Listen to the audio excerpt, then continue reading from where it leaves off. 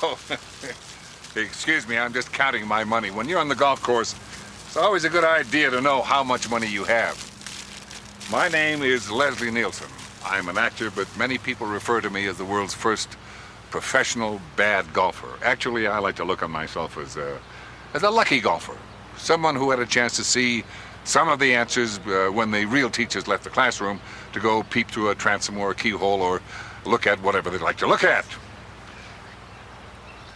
Bob, do you have that journal that Henry Beard and I used to write the stupid little golf book? Another thing that people have said to me is that what I didn't know about the game of golf could fill a book. As you can see, they were absolutely right. Oh. I like to look at the pictures. Well, it's not a little book. I can't say without fear of contradiction that it is stupid.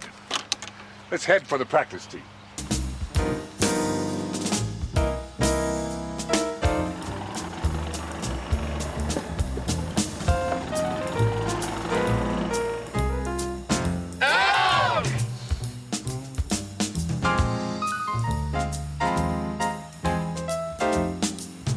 Now, I mentioned earlier about having some of the answers, Bob. You call this a head cover? Oh, safe golf. As I was saying about having some of the answers, to be able to miss 90% of your fairways, to be able to miss 90% of your putts, to land in 85% of the hazards in regulation, you must be willing to get up there on the practice tee and hit a few buckets.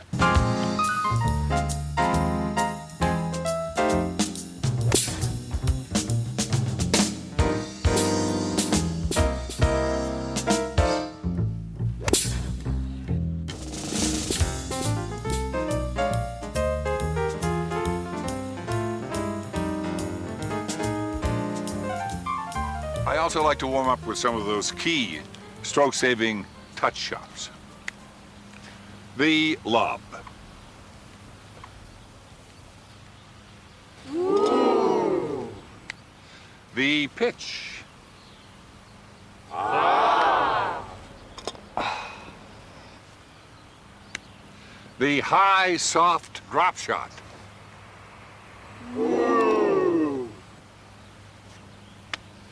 The low, wind-saving shot off the toe.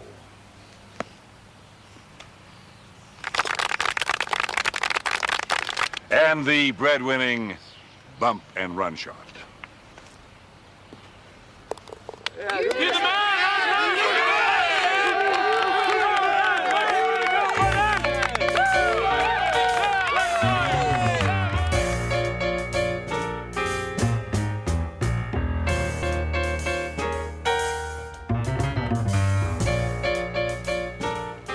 Now, for one of the few actual secrets in golf.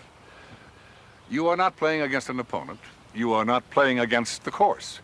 You are playing against that. The ball. Make no mistake about it. That little ball sitting there so innocently on the tee is your mortal enemy. He despises you. And underneath that clear white plastic cover is an inner core of seething rage against every golfer.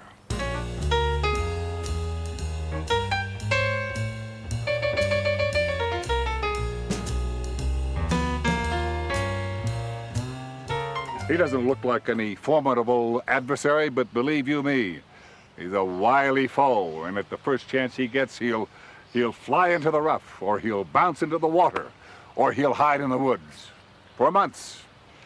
The only chance you've got with it is to sneak up and then jump it before he has any idea what's coming.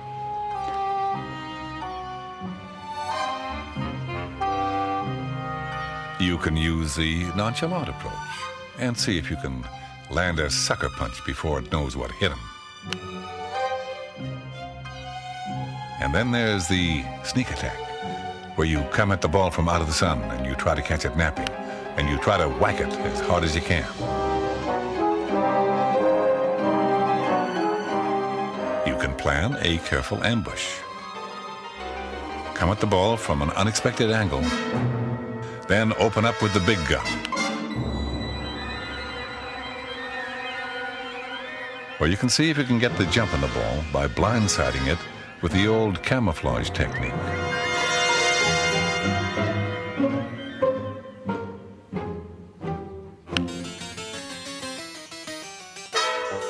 Some of these moves may be rigorous, and for some senior golfers, the deceptive wheelchair maneuver may be in order.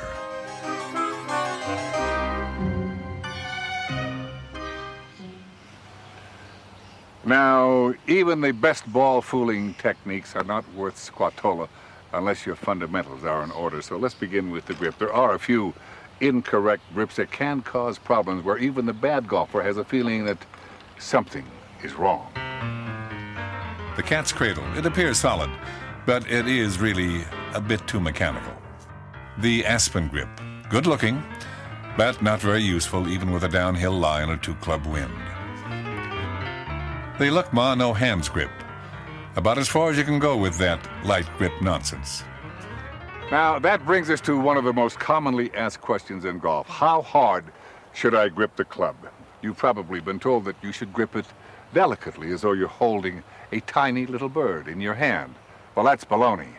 You take a hold of that club as if you're trying to throttle a pit viper who at any moment is slathering around to bury its venomous fangs into your arm. You take a hold of the club as though you're trying to squeeze toothpaste out of a crowbar. Let me show you what I mean. Bob? Now, to practice the correct grip, which I call the Darth Vader death grip, get yourself a large carrot, boil it for 2 minutes.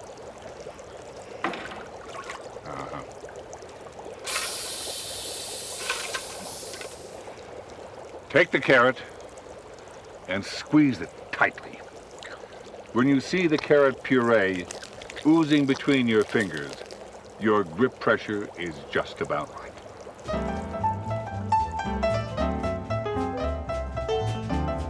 We've taken care of the grip, so what about the stance?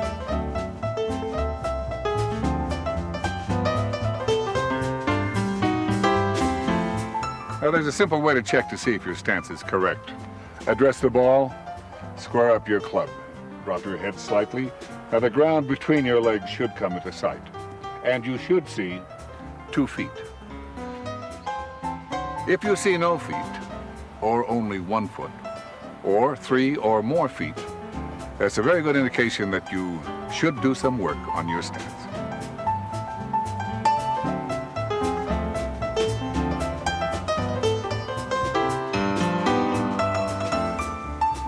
Another very commonly asked question is, how fast should I swing? I hear many a bad golfer saying, if I could only swing like Freddie Couples, I'd hit that ball a mile. His swing is so smooth and so effortless. Well, let me show you, when I swing like Freddie Couples, just what happens.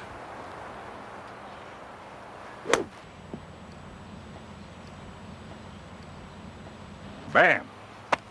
Right down the middle, 20 yards.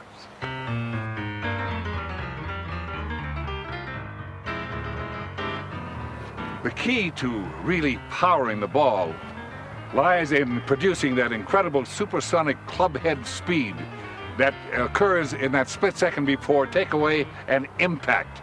Now, people will tell you you should count 1 and 2. Keep your tempo. I say phooey. Now, if you're going to count, then just say 2 and try to get your downswing beginning before you start your backswing. Basically, you're not swinging too fast, unless the surrounding vegetation suffers visible wind damage. Of well over 100 miles per hour. Trees are being uprooted from all over the city. Roofs are being lifted from the tops of their buildings. Storefronts blown out. Power lines are down everywhere. It's almost as if everything has gone black and the world is coming to an end. Or unless the ball explodes. Or unless you start your backswing while the ball is still in the ball washer. Now, another commonly asked question in golf is, what is my swing thought? I say it always depends upon the shot. For myself, when I drive, I prefer to think of the ball as a baked potato. A dollop.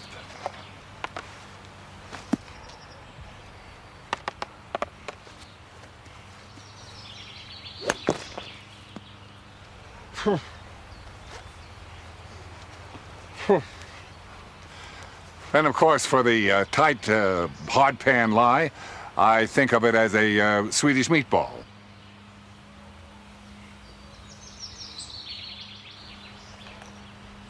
Pepper, yes.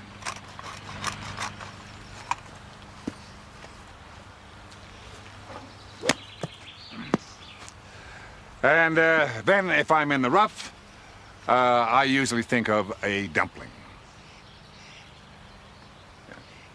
No gravy. I don't want to hit it fat.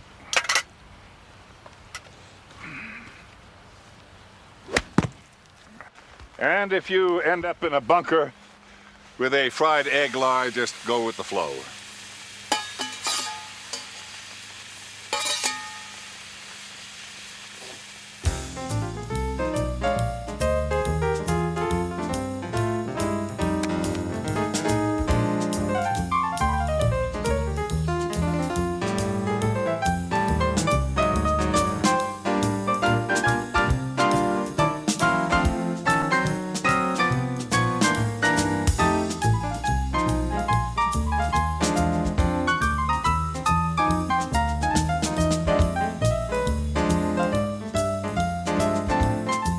So much for the preliminaries. Now, I'm going to make a full bad golf swing, then we'll go over it step by step to examine the sheer poetry of the thing.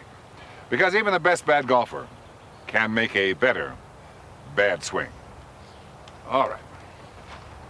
The swing that you're looking for is somewhere between the long lateral movement of, say, a Mickey Mantle about to hit a home run and that powerful, crushing, downward stroke that you would use to ring the bell at the county fair. The club is lifted sharply up and back with an elbow-raising snap of the right hand. The knees lock, and the weight is transferred to the toe of the left foot. The left shoulder drops sharply, and the club is quickly released and re-gripped. A forceful flinging motion with the hands starts the club head down on a steep, outside-in path to the ball. The upper body is shifted forwards and upwards, and the weight moves onto the rear foot. A whip-like uncocking of the wrists propels the club toe first into the vital, killing zone. The perfectly executed reverse pivot is now complete, and the weight moves entirely to the toes of the feet. With the ball well on its way, a photo finish follow-through position can now be assumed. Well, there we are now. Now, while we're at it, this might be a good time to point out some of the other key elements of the beautiful swing. With just a little effort, you can have the nicest looking swing in your foursome. A few minutes spent in front of a mirror in the locker room pays big dividends once you get out on the course.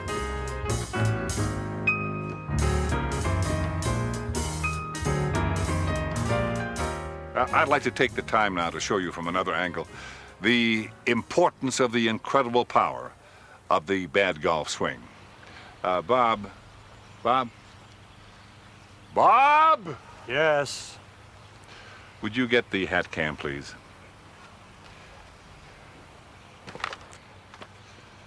Thank you. Now with this, you're going to be able to see exactly what I see when I take my swing.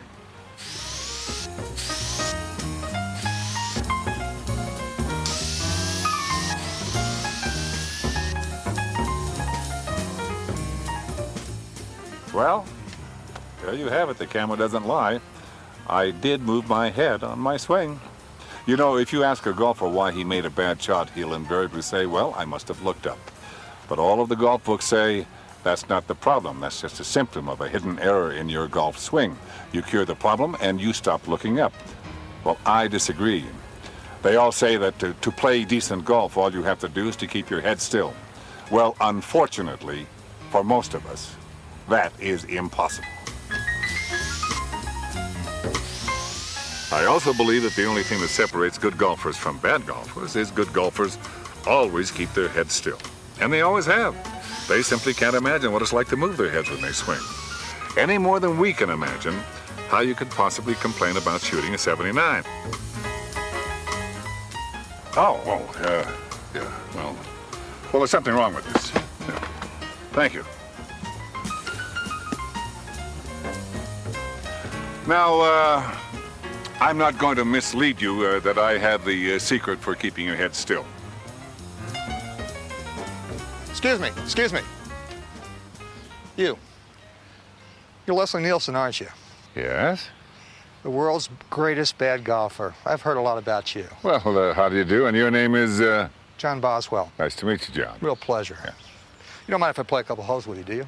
Well, I should tell you, I'm not a bad golfer. In fact, I'm a very good golfer. In fact, I'm a scratch golfer. well, I hope you don't embarrass me. Don't expect me to play up to your level. Leslie, I wouldn't expect that, but don't expect me to play down to you. Go right ahead. Is this your ball? Yes?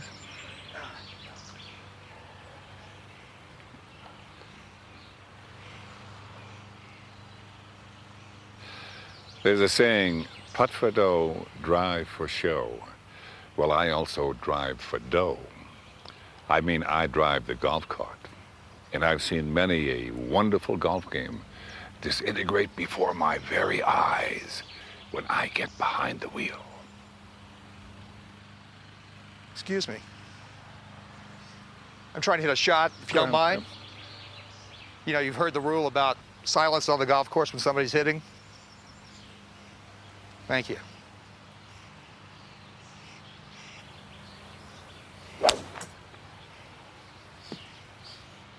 Very nice shot. Thank Very you. good. Would you toss me my ball, Bob?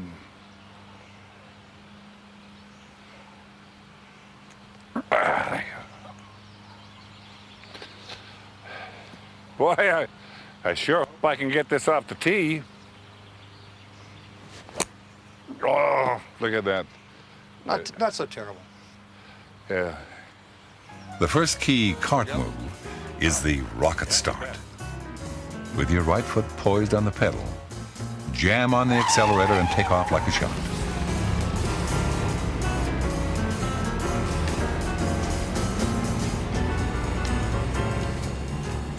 Whenever you get a chance, drive over your opponent's ball. There's my ball, right in What? the fairway. What? Hey, you just ran over my ball. Run? I'm sorry. Just a minute. Back up there. What are you doing? Well, I don't see where the ball is, and... Oh. I'm sorry, John. Always leave the cart just close enough to spoil his swing.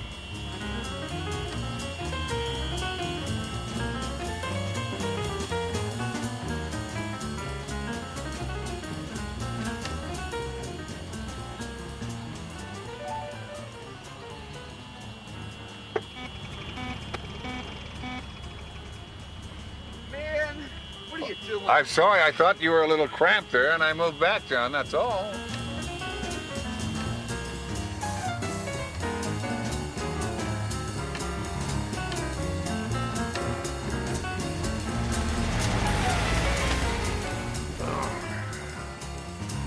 Well, let's see.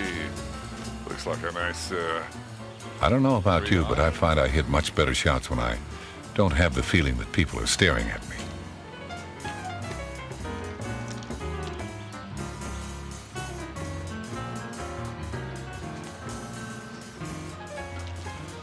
All right, away we go. And there she goes. Straight down the middle. Not too bad for a non-scratch golfer. Another good technique is the drive away. As soon as your opponent gets out of the cart, but before he has a chance to grab a club, drive off and leave him. Don't pay any attention to him until he walks or runs at least halfway back to the cart. I'm sorry, here. When he heads your way, drive right past him back to his ball. Choose a couple of clubs that look right for the shot. Leave them by his ball and drive off again. Drop them off there, Robert. We dropped a couple of clubs off for you back there. putter?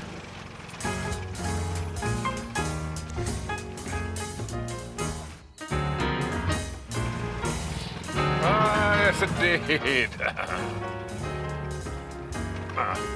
I'll take the bigger one. Thank you.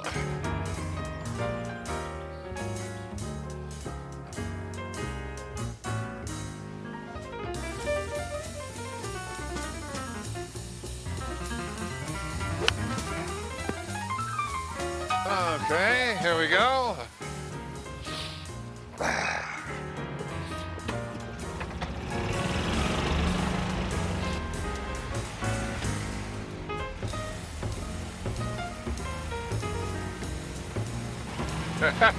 Hey, John, come on. Slow play is the bane of the game.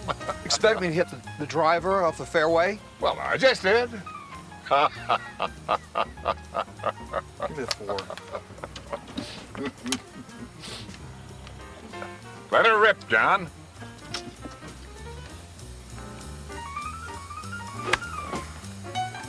Good shot.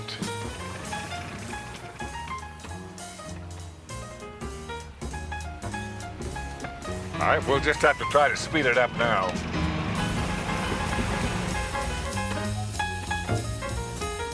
Another excellent technique is the brusheroo. Whenever you have to drive through overgrown or wooded areas in search of your ball, make sure that the passenger side of the cart scrapes against any protruding branches or shrubbery. This will also discourage an opponent from accompanying you on ball hunts.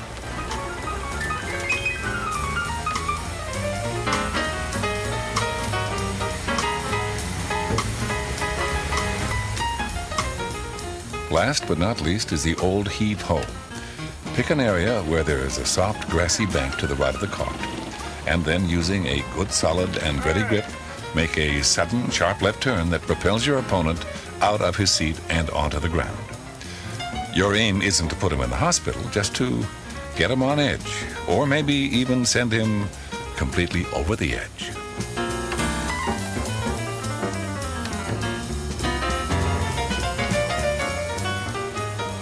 Hey, what happened?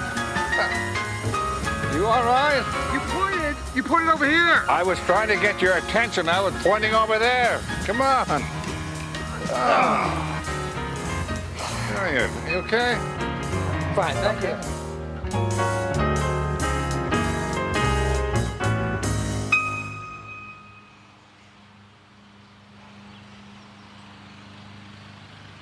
Uh, 100 yards out. I never know what club to use here. Well, I tell you, that's not a problem with us bad golfers because we hit 100 yards with any club in our bag. I'm sure you do. Yeah. Chip or pitch? Chip it or pitch it or chip pitch it or pitch chip it. You know, the secret of the short game for the bad golfer is that it remains a secret till you get to the top of the backswing, and that's for the bad golfer. Then that adds the pizzazz and the panic to the game, John. Fine, thank you.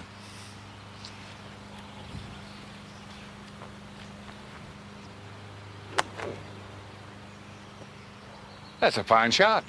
On the dance floor. Thanks. Well, it's not much green to work with. To get the spin I need, I'm going to have to make the absolutely perfect shot.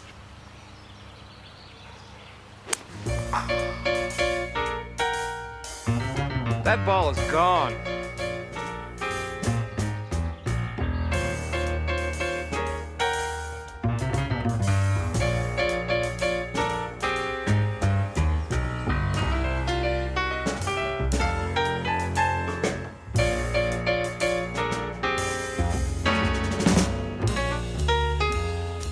You have to learn to wait for the shot.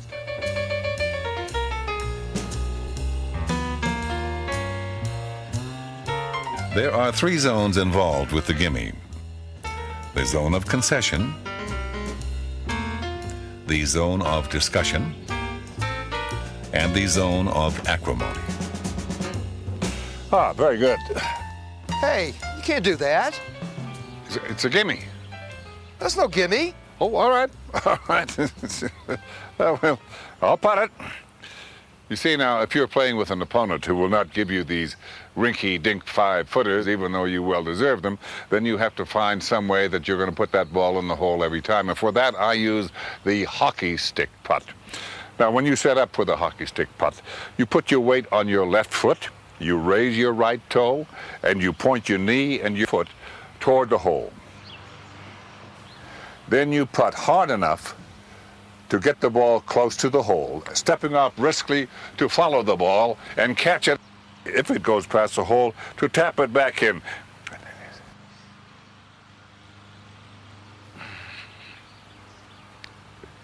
You're up. You know, I actually plan to make this the old-fashioned way, by putting it. Put that ball right in there, John. Do you realize that in the metric system you're about 5,999, maybe 6,000 or so centimeters from that hole? Can I putt now? You miss your putt, he misses his. I call that counter putting.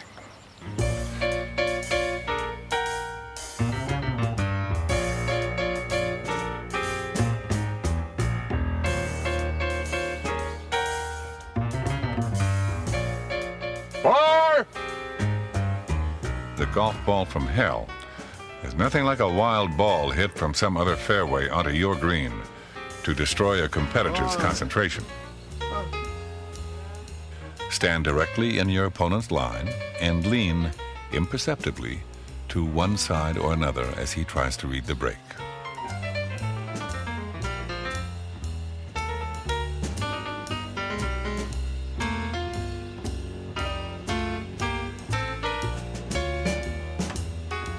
Irritating noises are also highly effective, but they really should appear to be strictly accidental.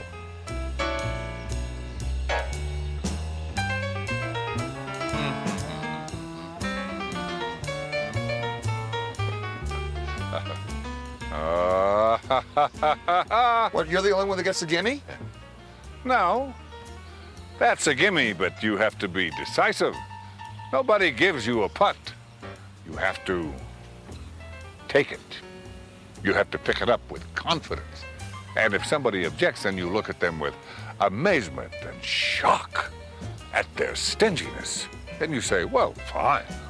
Put the ball back down, and then you drop it about halfway again to the hole. That way, at least you have a demi-gimme.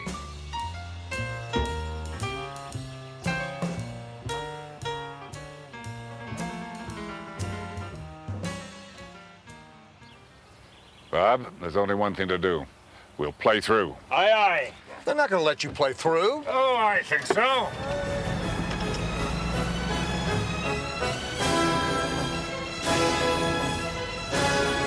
Get ready, playing through. We have a scratch golfer here.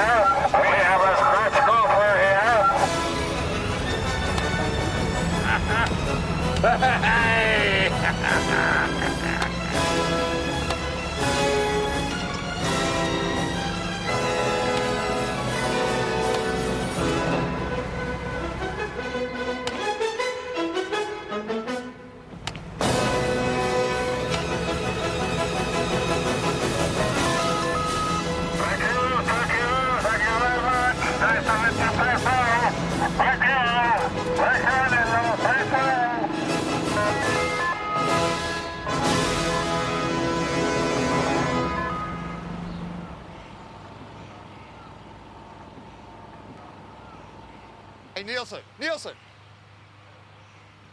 I'm out of here. Don't think it hasn't been fun. Well, I've got some real important phone calls I've got to make. Oh, well, thank you, John. Yeah, don't mention it. Yeah, had a good time. Yeah, thanks. He's a good golfer, burdened with an excess of sensitivity.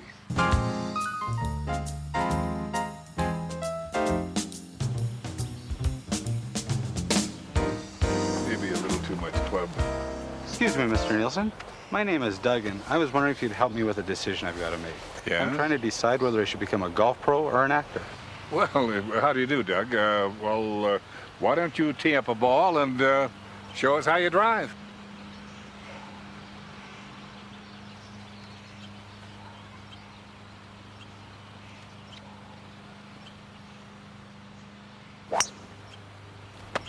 Great Scott. What a beautiful drive. Bob, do you have that script None Dare Call It Golf? Just a fantastic drive there. Here. Now, let's see. Take a crack at that.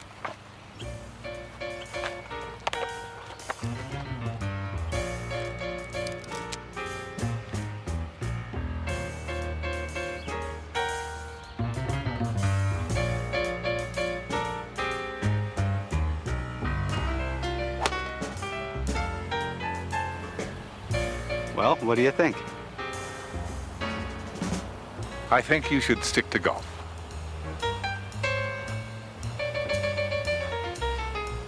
I wish all of life's decisions were that simple.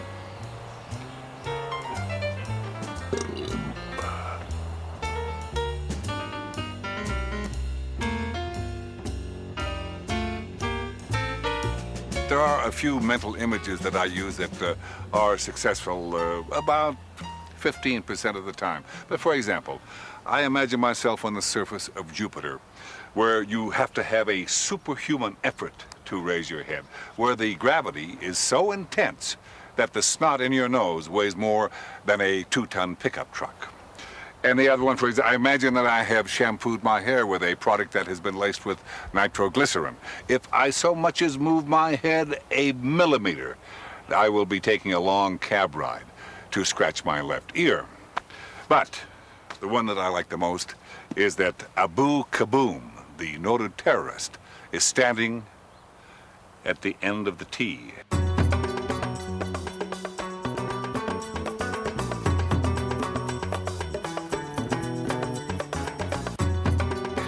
If I so much as look up a fraction of a second, he will assume that I can recognize his altered appearance and report it to the Interpol police. And oh yes, his machine gun fire will attract the attention of all the other golfers on the course, while his high-powered bullets rip into me and chew me to bits and turn me into so much barfuli, which is the spicy mid-eastern meat stew dish that he loved during his warped childhood. But then, of course, what choice did he have, poor fellow? So anyway.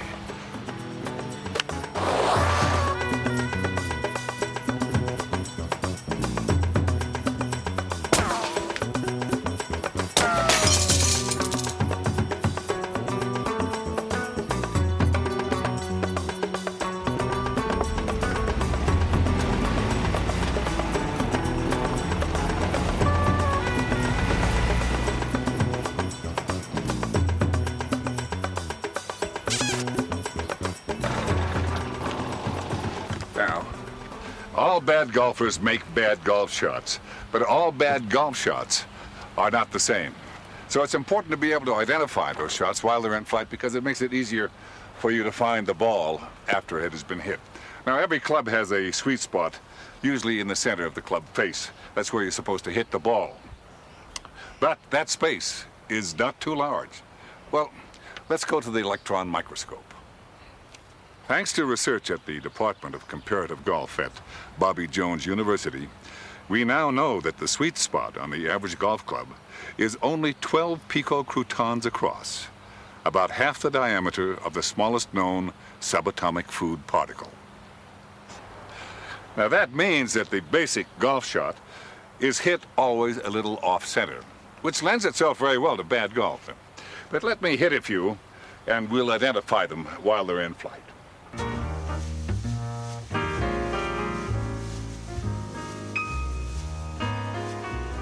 The Sky Drive. Straight up, straight down, between 1 and 40 feet. Classic airball. If there's trouble on the right, this shot eliminates that. Duck hook. A pure shank.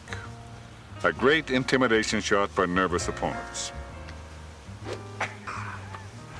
If after your full bad golf swing, your ball is still visible on the tee, That is a practice swing. If they insist that it be counted as a stroke, then it is one of the easiest to find.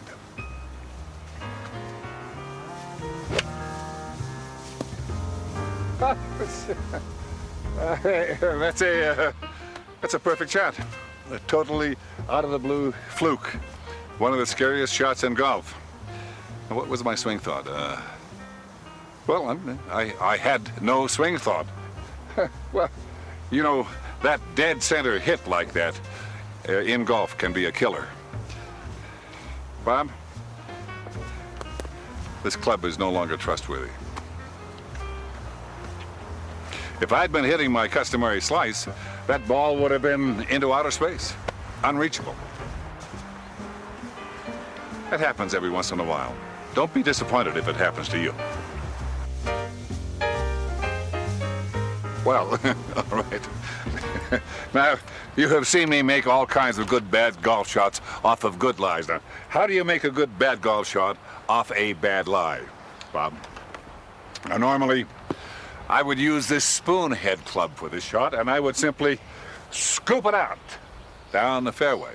But not too many people have a specialty club like this in their bag.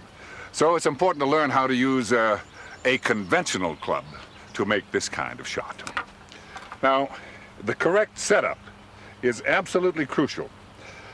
In a very narrow stance, you trap the ball as close to your toes as possible. Then you look down the fairway. You can't quite see the target. So in order to see it more clearly, you do a quick bunny hop. Ah, now you can see it. If the ball has not come out, then it may be necessary to take another look at the target. However, in this case. Oh, incidentally, do not get greedy and try to get the ball down the fairway closer to the hole in a series of kangaroo bounces.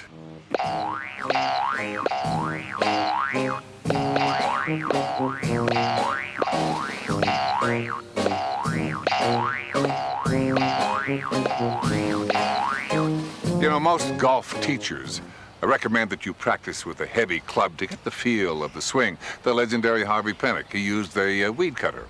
I prefer the old-fashioned scythe to groove a solid hip and shoulder turn. You know, often when I'm in the rough, I'm afraid that I'm going to tense up. So I take the scythe and I just take a few good swipes with it.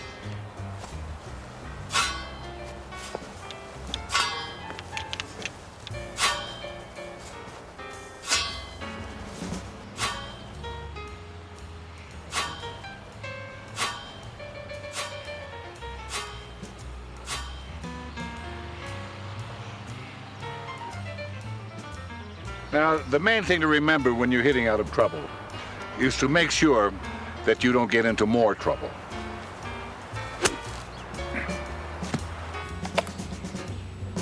And failing that, then make sure that you get into different trouble.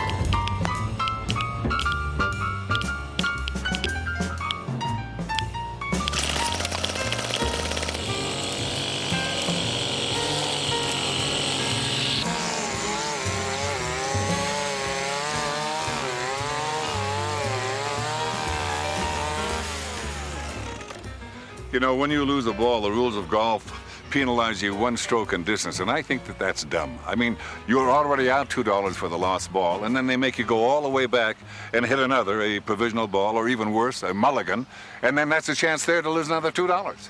But that's the way it is. So I say then, just really, really search for that ball. I mean, beat the bush, beat whatever is in the bush to find it. Now, they only give you 5 minutes to do this, so every second counts.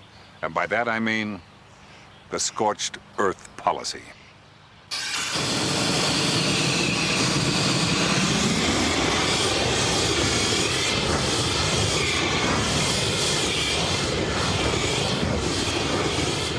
If you can't stand the heat, stay out of the rough.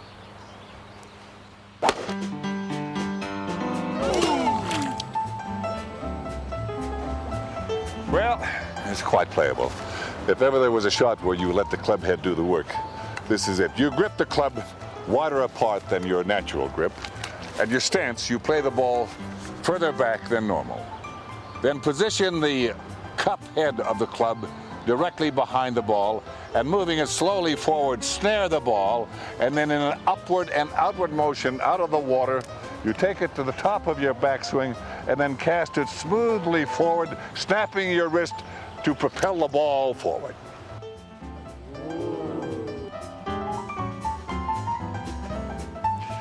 Well, Bob, out of the water onto the beach. You know, this is a very good example of why golf should be on educational TV. We're not only making progress, but each time we are recreating the billion-year history of man's momentous journey from his humble origins, out of the sea, onto dry land.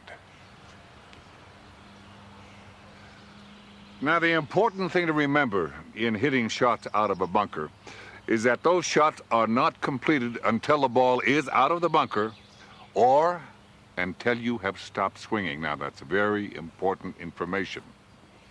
So if your ball is in the bunker, don't walk right in to hit it. Just stay on the outside and take a few warm-up around the world, 360 degrees, practice swings to establish the continuous nature of the upcoming shots which you will make in the minds of those who may be onlookers.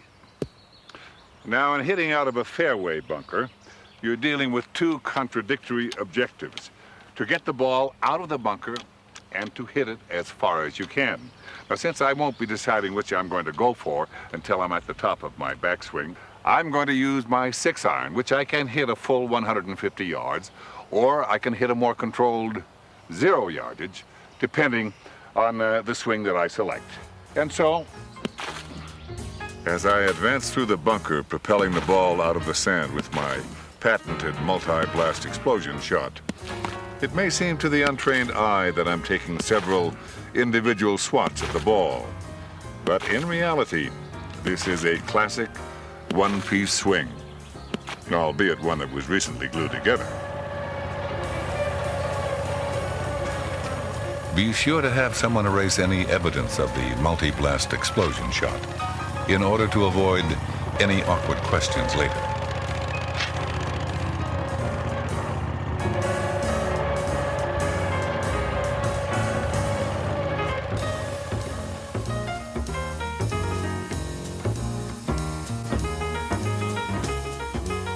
Well, the situation looks hopeless.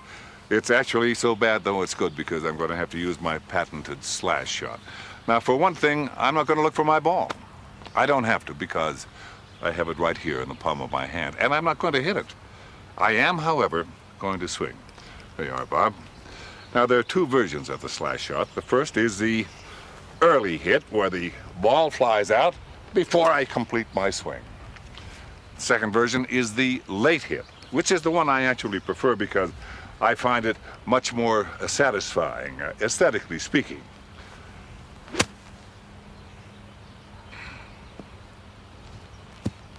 See?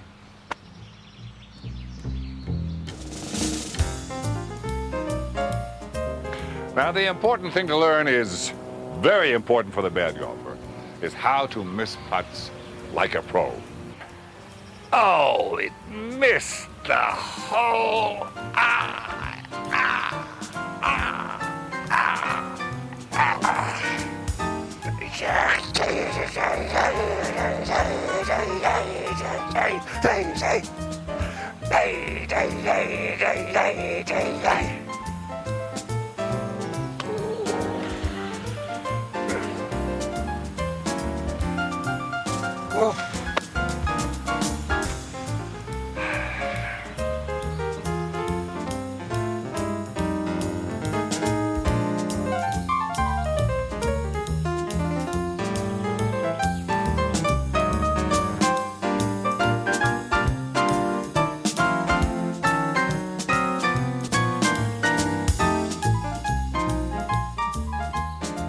All right, Bob, the 18th hole, let's make this an event. 185 yards. I think I'll feather in a little driver. Hey.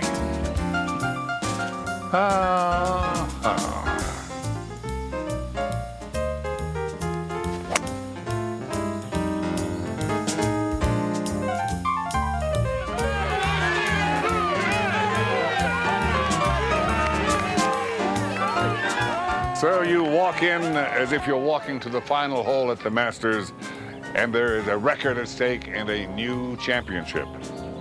Now, the important thing to learn is Tell you, the man is a mint. He must be stopped. I mean, he ripped my pants. Bob.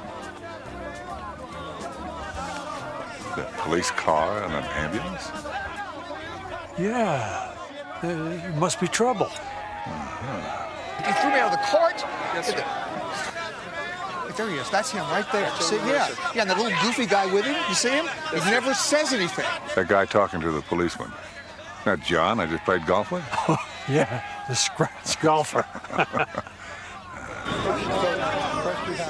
And the 4 people talking to the other officer. Didn't we just play through them? The guys in the straw hats, yeah. Are they pointing over here? Seem to be. Are they moving over here?